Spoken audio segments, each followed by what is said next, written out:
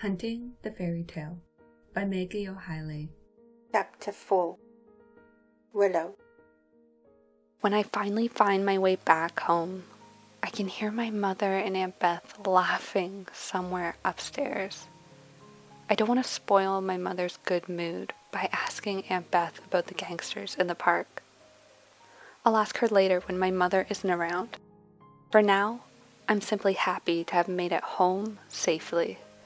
And I make a beeline for my bedroom, little piddle on my heels. As expected, my dress is dirty and it smells. Pine needles, mud, sweat, and something I cannot place. But it's causing my stomach to tighten into a knot and my heart is beating too fast again. Am I panicking? I don't think I am. Not quite. I don't want to take the pills. They make me feel loopy. If I act strangely, my mother will know that I took them, and she'll be worried again. I think she's done enough worrying to last her a lifetime. The scent on my dress gives me a sudden flashback of strong arms, a gruff voice, and dark eyes. He was so hard. Everything about him had been hard. His arms, his chest, his stomach pressed against me. I'm definitely panicking. I must be. What else could it possibly be? In spite of his state and the violence he'd been involved in, there was something different about the guy in the park. I cannot identify what made him different, but the atmosphere around him had somehow not been the same as the atmosphere around any of the men I'd encountered in the last 3 months living in that hellhole with my mother. Alcohol. That must be it. He didn't reek of alcohol and smoke, and he didn't deliberately try to hurt me. I'm becoming more and more convinced of that.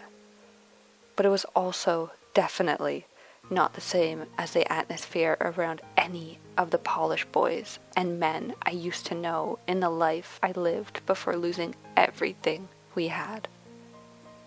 Different or not, the stranger still terrified me. Yes, it must be terror I'm feeling. Indeed, my heart is jumping around in terror. Definitely. I kick off my shoes, pull the dress off my body as fast as I can, and crawl into my bed, pulling the duvet over my head. Little Piddle immediately dives in after me and makes himself at home between my feet. The bed was made in heaven. The mattress is firm, but not hard, and is big enough to accommodate at least 3 people. The pillow smells like spring, and the cool material of the duvet cover feels as beautiful against my skin as the floral material it's made of. Little Piddle's warm body is comforting against my feet, and I can feel his little heart beating. I'm starting to relax. I'm also starting to suffocate. I flip the cover off my head, and my eyes are involuntarily drawn to the serene landscape on the opposite wall. Raising my hand, I trace the flowing lines of the girl, the unicorn, and the hills, and gradually feel myself slipping into a tranquil state of mind. My breathing evens out, and so does my pulse.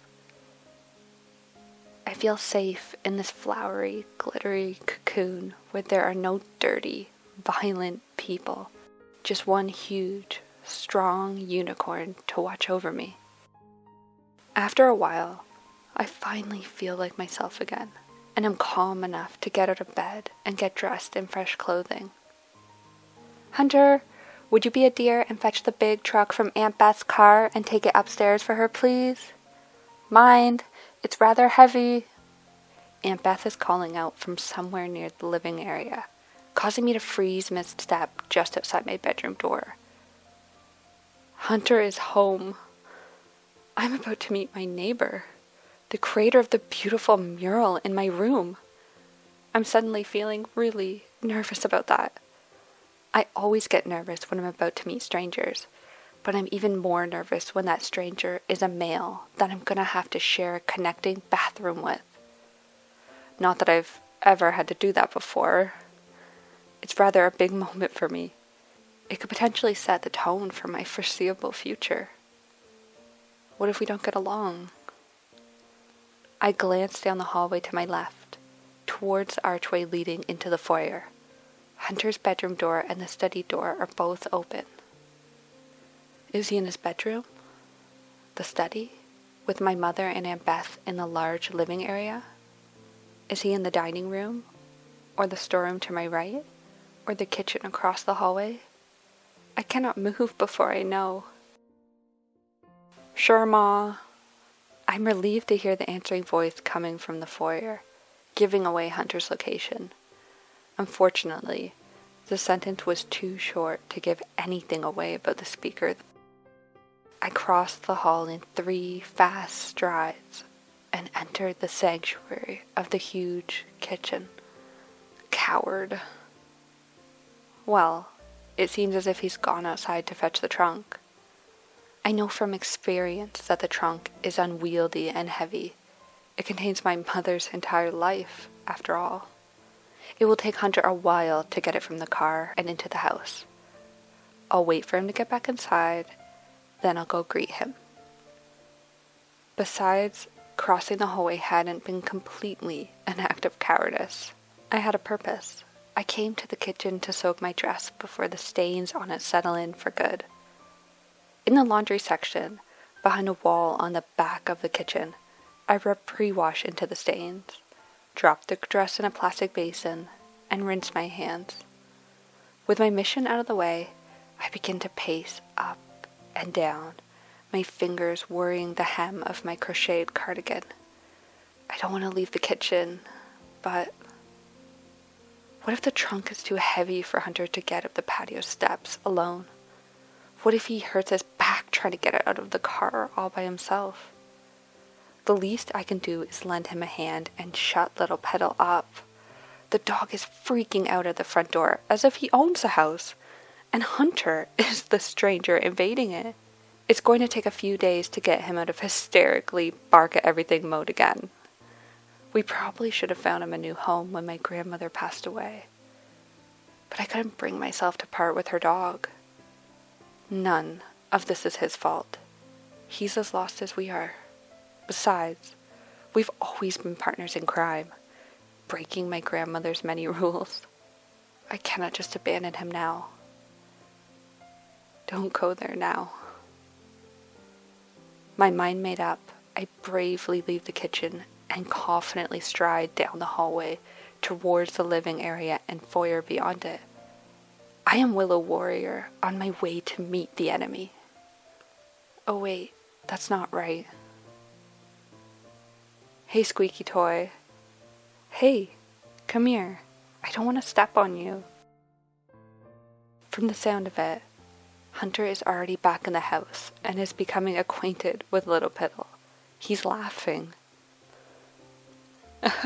Gross, stop that. Hell knows where that tongue's been. His voice is in the lower tone ranges, not quite what I expected.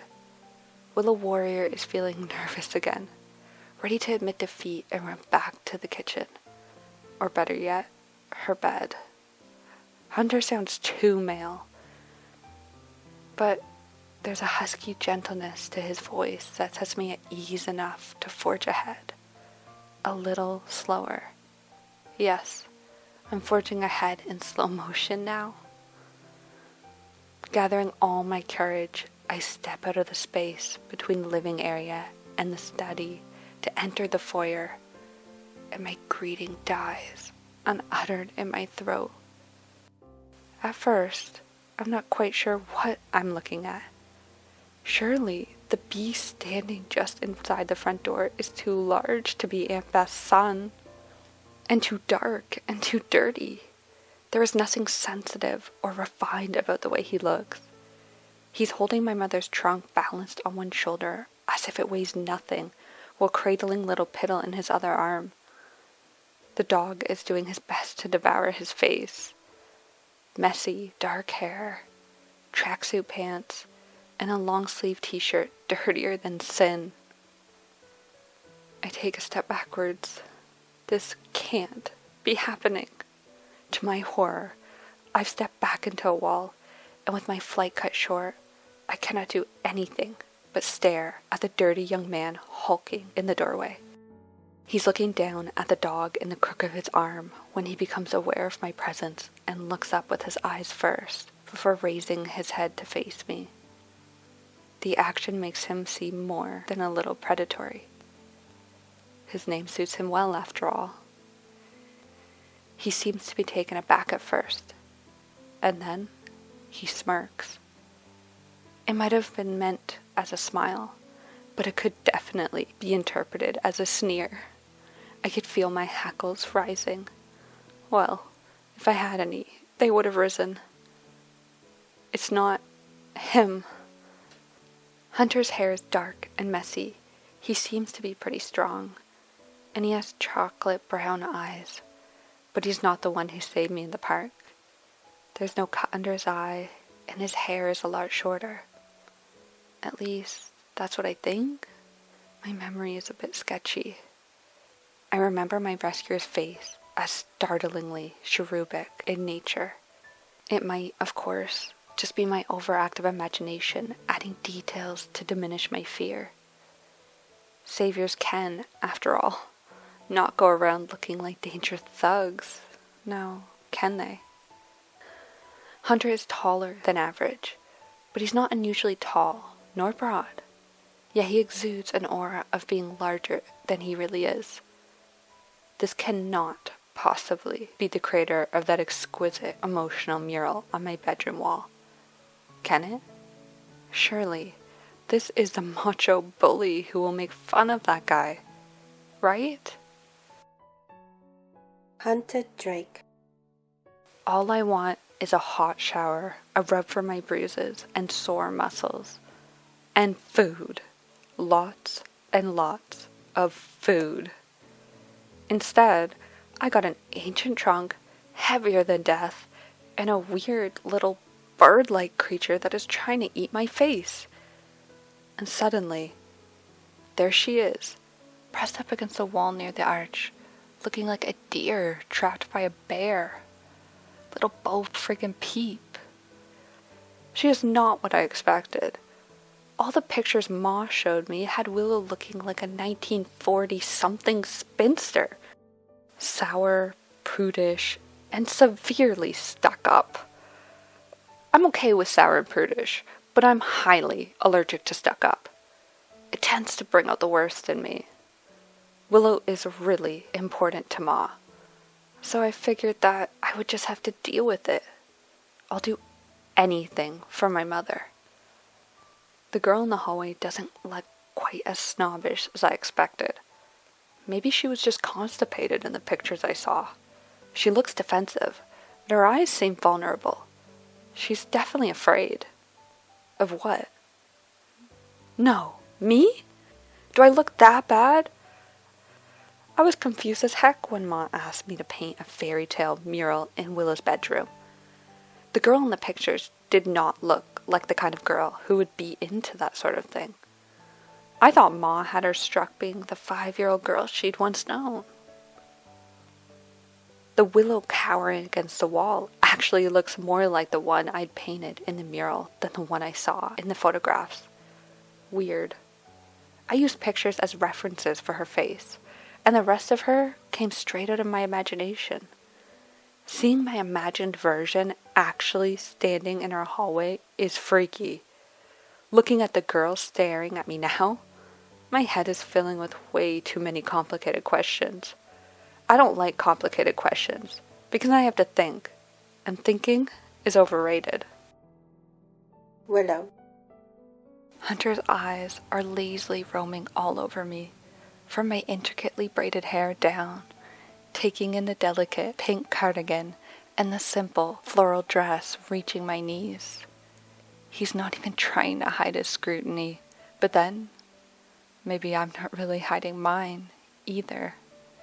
His eyes finally settle on my pink shoes, and his eyebrows arching, he tilts his head to get a better look. Now it's his amusement that he's not even trying to hide, as he studies my shoes for an uncomfortably long time. I love my shoes. At first glance, they look like ballet slippers tied with ribbons, and that is a clever deception. They are proper shoes. They have sturdy, thick soles and are ridiculously comfortable. I'm sure that Hunter is probably not interested in these facts. He's definitely not eyeing them because he wants to borrow them. His eyes are suddenly sparkling with mischief, and his smile is filled with mirth when he looks at my face again.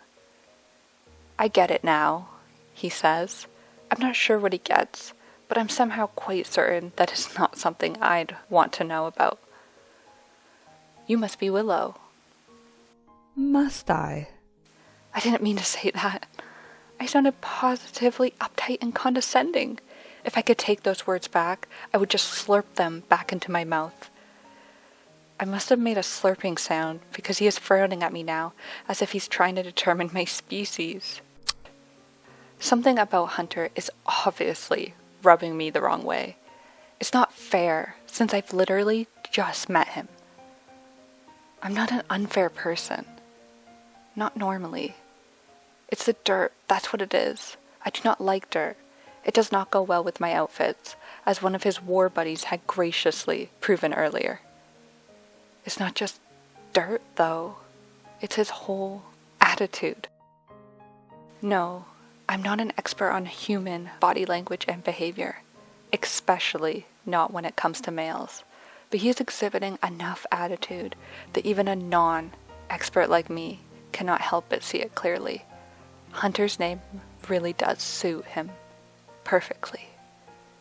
Instead of the trunk, he should be carrying a helpless animal on his shoulder, a victim of his murderous skills.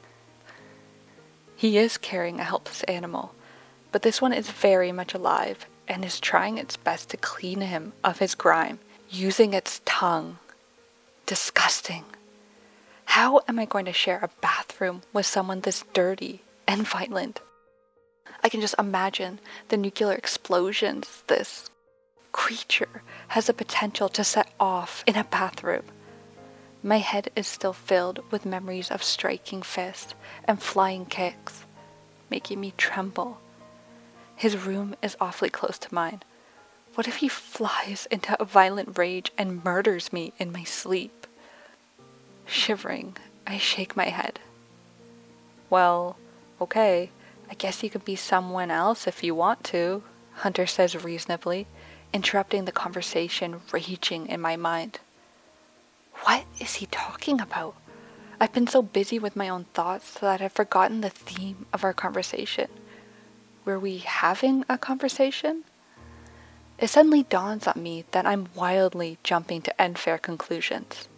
He might be dirty and bloody for completely different reasons. He might not have taken part in the war in the park.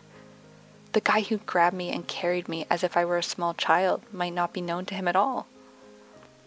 Or this guy staring at me with an expression that is gradually changing from amused to bemused might not be Hunter at all. He might be an intruder. I should be calling for help. I didn't see who Aunt Beth was speaking to earlier. She might not have seen him either. He knows my name, though. And he brought the trunk from the car. There is no room for petty logic during rising panic. "Are you..." He takes a step towards me, and I might be wrong, but I think he looks a bit concerned now. Maybe? I'm not going to stick around to find out. I slide my back along the wall to where I know the arch will open behind me. The guy's cradling little Piddle very gently, which could possibly be an indication that he's most likely not going to attack me, right? Well, I'm not taking any chances. Beth. No.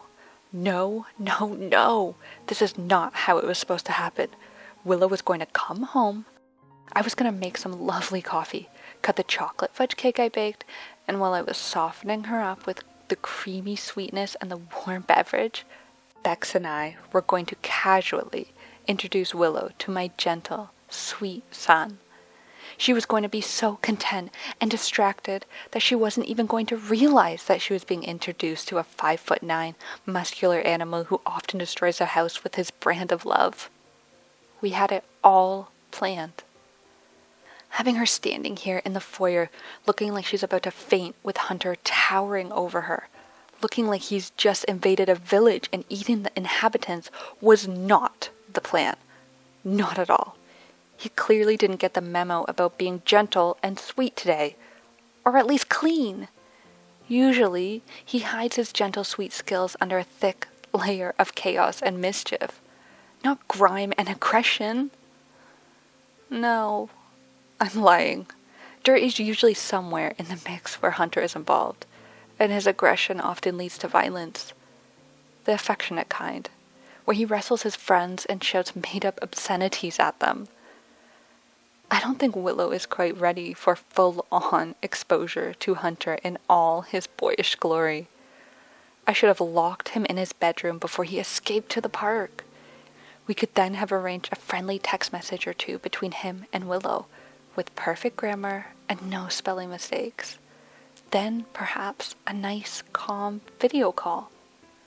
Too late for that now, 'cause here we are in the foyer, and Willow looks ready to run, slowly shuffling along the wall towards the arch where I just stopped, appalled to see what is happening in the foyer. Disaster! I'm actually a little mad at him. He promised to help me welcome Bex and Willow, but he was so restless that I told him to go for a run. All right, I guess I'm mad at myself then. I said a run, though. Not whatever weirdness he'd been engaged in that left him in this state. I'm sure I know what happened. He ran into the park and got dragged into one of those excessively violent games the boys tend to play. I know it looks worse than it is, and that they will not actually injure each other. Well, no more than black eyes, scrapes, and minor cuts. But still, I hate it. I have no idea why they do this to themselves. But despite the deterioration of Hunter's general physical state, his eyes are clearer, and he appears more relaxed than before he left. No, wait, I'm lying again. He is seriously on edge right now. But it's a different edge from his usual edge. This edge has Willow, and the fact that she is shockingly different from our expectations written all over it.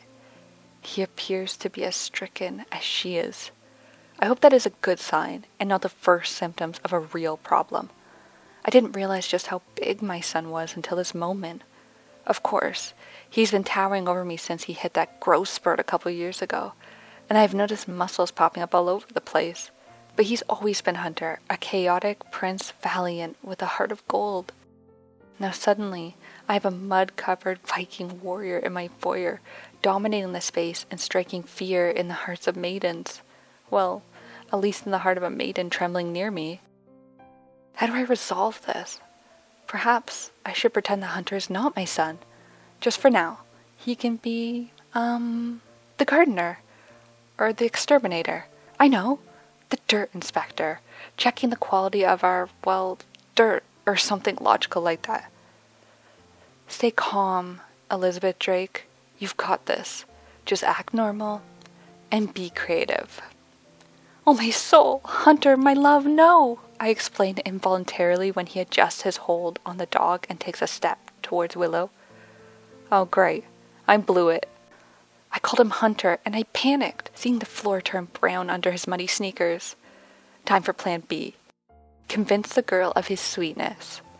But first things first. Willow. I didn't realize how dirty you were, Aunt Beth says near me, stopping my flight. You can't take that trunk upstairs looking like that. You'll dirty the entire house. Please, just leave it down here until you're clean. She appeared from the arch next to me, startling me so much that I actually jumped a little. Fortunately, I'm not the shrieking kind. That would have been embarrassing. So he really is Hunter then. My dreams of a safe haven where my mother and I could rebuild our lives are dissolving faster by the minute. I'm starting to feel depressed. Hunter looks down at his clothes and frowns as if wondering where the dirt covering him suddenly came from. When he lowers the trunk, it doesn't even make a thud or a scratch on the white-stone floor. Impressive. Noticing me pressed up against the wall next to her, Aunt Beth smiles and puts a reassuring arm around my shoulders, drawing me towards her. "Oh, Willow, I see you've met my son. Isn't he just dreamy?" "Absolutely. If this were a nightmare." "Isn't she pretty, Hunter?" she beams, causing me to search for a hole in the floor I can crawl into. How on earth are we supposed to answer those questions without creating a world of awkwardness? Hunter doesn't respond. He looks as flustered by the questions as I am. I can feel my cheeks flaring red. He's too dirty to tell whether he is blushing too. "You'll take good care of her for me, right?" Aunt Beth asks, making it so much worse. I don't want to be taken care of by the violent dirt man. I force a smile to answer the one she's directing at me. What does she even mean by take good care of her, anyway? Hunter seems uncertain too. His eyes search the foyer for something else to look at, and when they don't find anything more interesting, they return their focus to my face. "Sure, Ma," he grunts, moving towards me. "What?" My eyes widen with fright as I watch him approach me. Is he going to start taking care of me right now? I suddenly remember strong arms lifting me off my feet and setting me down after a few long strides. It hadn't been Hunter, but still. It wasn't not him either. They are similar. Same species. My escape route is blocked by Aunt Beth, her arm trapping me in place, and I'm not feeling reassured at all. I helplessly watch Hunter walk closer until he stops right in front of me, and I have to look up to meet his eyes. I brace myself for all the possibilities. Surely he won't do anything strange to me in front of his mother. "Hold your pavement special for a bit, will ya?" he asks. I don't want to accidentally step on him. That wasn't one of the possibilities that had come to mind. I take Piddles from his arm, and the dog is not happy about it. He'd been enjoying the taste of the filth on Hunter's face and does not want to be transferred to me. I am too clean. My dog isn't all that clean anymore. "Little Piddle is not a pavement special," I snap. That was not what I was going to say. I am perfectly certain of that. Especially not in that schoolmistress scolding a schoolboy tone of voice. Hunter's eyes grow wide, and he gives me an unexpectedly dorky laugh. The laugh does not fit his rough, Neanderthal appearance at all. It could have been endearing if he weren't all brawn and bravado. "You named him Little Piddle?" He smirks. "So if he was something big, like, German Shepherd, he would have been called Big Puddle?" Aunt Beth giggles and slaps Hunter's arm. "Stop it," she says, starting to cross the foyer to the staircase. "Go take a shower, you stink." She stops suddenly, turning to me, her most sincere smile back again. "He might look like that, but he's really sweet. Don't worry, love. Everything is gonna be okay. You'll take care of him for me too, won't you, Willow?" Her mood shifted to serious so suddenly that I'm surprised into nodding eagerly. "Stop nodding eagerly, Willow, you dimwit. I don't want to take care of that brute." "Good girl." Aunt Beth smiles and continues on her way up the stairs, leaving me alone with the boy I definitely don't want to be alone with. Why would he need to be taken care of? More to the point, why would he need me to take care of him? I really hope she wasn't trying to ask me to give Hunter a bath. Hunter also seems to wonder what she'd meant, a frown creeping between his dark brows. Maybe he's planning the bath. I swallow involuntarily, taking another sideways step towards the arch. I can also smell him, but I'm not sure if stink is the right word, at least not yet. It's the same scent I detected on my dress earlier, the same and also different. Even though it scares me, I somehow don't hate it, though it's on the verge of turning unpleasant if not treated in time. My mind and my stomach are doing weird tricks again, things I cannot even begin to understand. Boys used to leave me cold, and then they terrified me, and now they seem to twist my entrails into knots for some reason. Perhaps I should spray Hunter with pre-wash and stick him in the tub to soak too. In an attempt to avoid any exploration of the strange new sensations I'm experiencing, I make a conscious decision to focus on the extremely important issue at hand. I cannot defend the honor of my dog's name. I'm not even the person who named him, but I can defend his bloodline. He's a designer dog, carefully bred from pure-blood Maltese and pure-blood Papillon, I inform Hunter. He blinks a couple times, as if some of the dirt from his body has traveled into his eyes. His extraordinarily expressive eyes. They're quite fascinating. They seem to convey each thought that travels through his mind. I'm sure that he could have an entire conversation using just his eyes, as he's doing right now with his brows arching and his eyes growing in size as if they weren't big enough already. So, what you're saying is that he's a pavement special with pedigree parents and grandparents? He clarifies. I study his amused face, wishing with all my heart that he'd take a step or two back. His proximity is doing weird things to my brain and my heart. For years, I'd spent my days in the sheltered halls of an awfully strict all-girls school, and today, within the span of a couple of hours, I've had a sensory overload of maleness. I've been manhandled and scared out of my wits by violence, and right now, there's one sample of the species standing way too close to me, and he's dirtier than my mind, which is an achievement because the thoughts flashing through my brain are all but pure. I don't know how to find the off switch. It's startlingly different from my normal state of mind. What is going on with me? I try to glare at Hunter. How is it possible for someone as hygienically challenged as he to still maintain an air of arrogance and self-confidence, as if he were well-groomed and decked out in a designer suit? I carefully consider his question, ignoring the crazy rhythm of my heartbeat. Yes, precisely, I finally answer, giving him what I hope is a condescending look before I make my escape through the arch. Hunter. I watch Willow go, my mind taking a detour, racing along unknown roads leading into uncharted territory. What just happened? I was teasing her and she just owned it. I really expected something more shrewish in response, not agreement. My grin loses its mocking slant and for a few seconds turns into a true smile. Cheeky. She's a lot more interesting than I'd expected. She looks like a character from Frankie's nursery rhyme DVD. Nothing like the photographs I've seen of her. She seems to be having a whole conversation in her head, and then she'd open her pouty little mouth and say the most unexpected things in a really posh accent. I catch myself mid-chuckle and clear my throat and frown. If there's one thing I don't need in my life, it's interesting. I should have had a shower and a rub already. I've gone all stiff. Could I ask Willow to give me a rub? Ma did ask her to take care of me, and she seemed really willing to do that. Does a rub down qualify? I laugh, imagining the expression on Willow's face if I asked her to do it. I might ask her just to see that haughty look again. Why the heck do we do this to ourselves? I've wondered about that millions of times, but I never get a clear answer. Is it fun? Does it even help? Well, it got rid of my building frustration, but I'm pretty sure that I would have been able to achieve the same effect by finishing my jog or attacking a punching bag. Mom must be really pissed at me. She's in too good of a mood to show how upset she is. Maybe she won't nag at me today for playing ball in the park. She hates when I do that.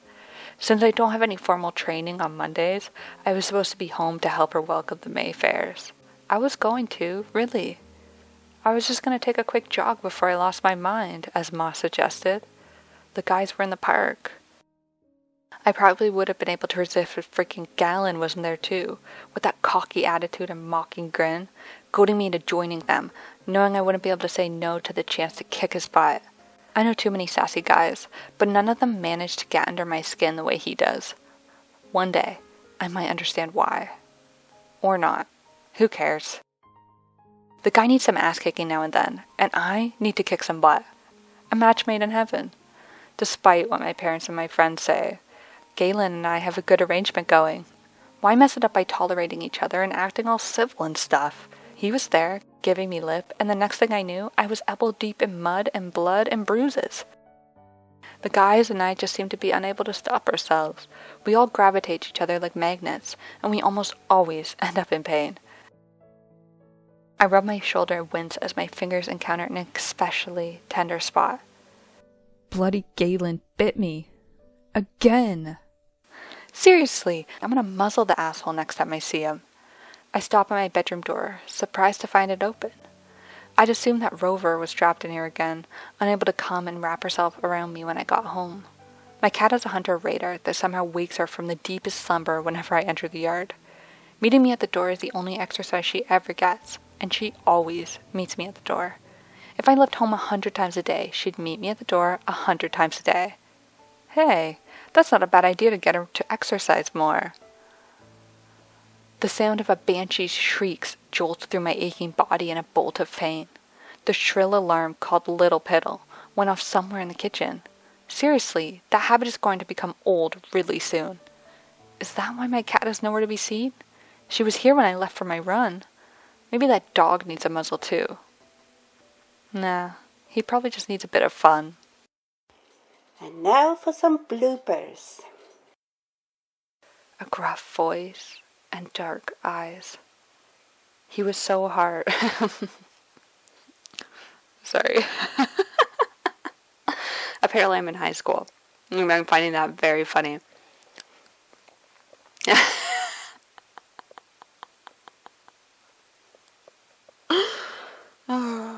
Okay. He was he was so hard. Okay. He was so hard. Everything about him.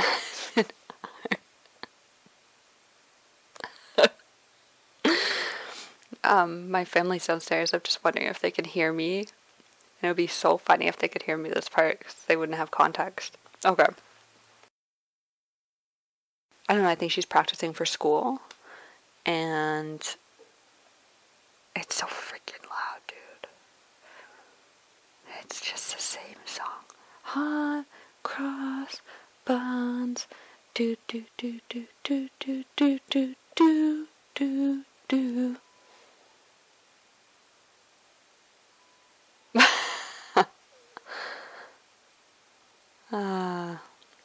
Okay. I'll have to do this Willow one after. You won't know though, because it'll seem like I just suddenly did it. I keep putting like Canadian speech in. Yeah, right? He's definitely not eyeing them because he wants to borrow them, eh? He doesn't want to borrow them. Pavement special. I've never heard that before. Is that because he's really close to the pavement, or is it because he could be stomped into the pavement? I just recorded the whole thing and didn't plug in my microphone. Now I gotta do it again. It'll be even better. Next time on Hunting the Fairy Tale. Genetics is not my strong suit, but is it possible for two of them to have a dark-haired son with broody brown eyes, who is sure to lure all the girls in the village when he plays his flute?